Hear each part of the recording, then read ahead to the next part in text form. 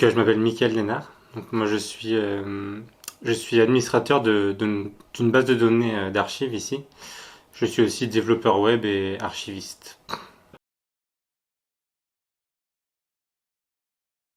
Il y a plusieurs choses différentes. Déjà, tout ce qui est toute la partie plus informatique, on va dire. Donc, je suis développeur. Donc, selon les besoins pour des projets, je peux créer des sites web, en fait. Et notamment, il y a un site web important, c'est celui de notre base de données Rado.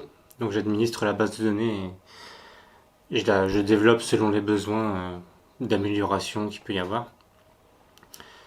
Après, je suis aussi tout l'informatique en général, c'est moi qui m'en occupe parce que c'est ma partie quoi.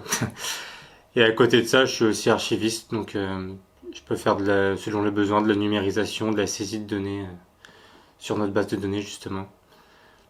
Parfois du montage vidéo, voilà, c'est assez variable.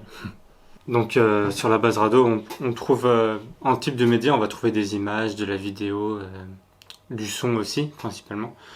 Les images c'est souvent des photographies et la partie audiovisuelle, donc son et vidéo, ça peut être les témoignages des gens qui ont été collectés, c'est-à-dire que mes collègues par exemple vont interviewer des gens pour qu'ils leur parlent de leur vie, de leur travail, de n'importe quel thème intéressant.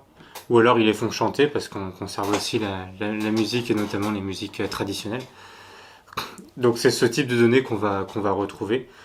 Donc l'idée c'est par exemple si on a un film d'une heure et demie, on le découpe ici par thème ou par chanson pour avoir des morceaux de 2-3 minutes selon ce qui est dit ou chanté.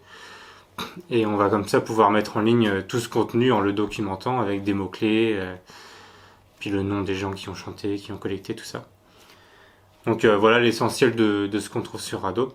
Puis des photos, ça peut être des photos de toutes sortes de choses, des photos des témoins, mais aussi des photos d'une ville, de patrimoine plutôt bâti, par exemple. Vu que l'immatériel ne se prend pas forcément en photo, mais les photos permettent d'illustrer ce patrimoine. Et donc moi, ce que je vais faire, j'ai la partie informatique, donc je vais développer le site, vraiment dans le code, quoi. Je fais gérer et faire évoluer la base de données, mais je saisis aussi des données, je fais moi personnellement, je fais pas de collectage, ça c'est plutôt mes collègues. Mais moi, je peux traiter la vidéo, les photos, les mettre en ligne, les documenter. Et également, parfois, quand on a d'autres personnes, soit à l'intérieur de l'EPCI ou des partenaires ou d'autres structures qui utilisent la base parce qu'elle est mutualisée, ils peuvent, eux, plutôt documenter dans des tableaux Excel, en fait, avec une notice, une fiche par ligne, quoi. Et moi, à partir de ce tableau, j'ai un programme automatique qui va basculer du tableau à la base, quoi. Donc, ça peut fonctionner comme ça aussi. Moi, j'ai fait des études en informatique. À la base, c'est vraiment mon domaine et mon métier, c'est ça. Donc, j'ai fait un DUT informatique. Je suis arrivé un peu par hasard dans le domaine du patrimoine parce que je cherchais du travail en informatique et il y avait un poste ici, j'habite pas très loin. Donc, j'ai découvert vraiment le monde culturel ici. Mais c'est hyper intéressant, donc voilà. Voilà comment ça s'est passé. Du coup, pas vraiment. Sur des types, ça dépend vraiment selon les. Parfois, quand il y a des gros projets, je peux être tous les jours juste sur ce projet parce qu'il faut que ça avance et parfois, j'ai plus le temps de répartir entre les. Justement, prendre plus de temps pour les archives. Donc, une journée type, non.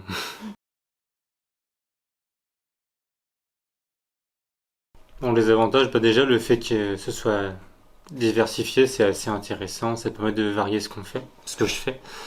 Donc ça, c'est un avantage, mais c'est aussi un défaut. C'est parfois, quand quand on switch entre trop de choses différentes, ça peut être compliqué de retourner. Par exemple, la base de données Rado, que je vous disais, qui est un projet vraiment permanent. Il y a des périodes où je suis pas dessus du tout, parce que je suis plus sur autre chose. Et donc, quand je vais revenir dessus, il faut s'y remettre, quoi. C'est vraiment le fait de switcher entre les différentes choses. Mais sinon, je vois pas spécialement d'inconvénients. Bah, quand on est sur des projets, il y a des partenaires, ça peut être d'autres associations par exemple, voilà. Et après, il y a les gens qui peuvent utiliser la base de données, soit qui utilisent parce qu'ils ont même des archives et qui peuvent les mettre, soit même des gens du public par exemple, enfin du public, des gens de l'extérieur qui veulent simplement pouvoir faire des recherches et qui peuvent nous contacter pour qu'on leur donne un identifiant, des choses comme ça. Donc voilà, ça c'est des exemples. Après, globalement, moi c'est surtout interne quand même. J'ai pas énormément d'interlocuteurs extérieurs.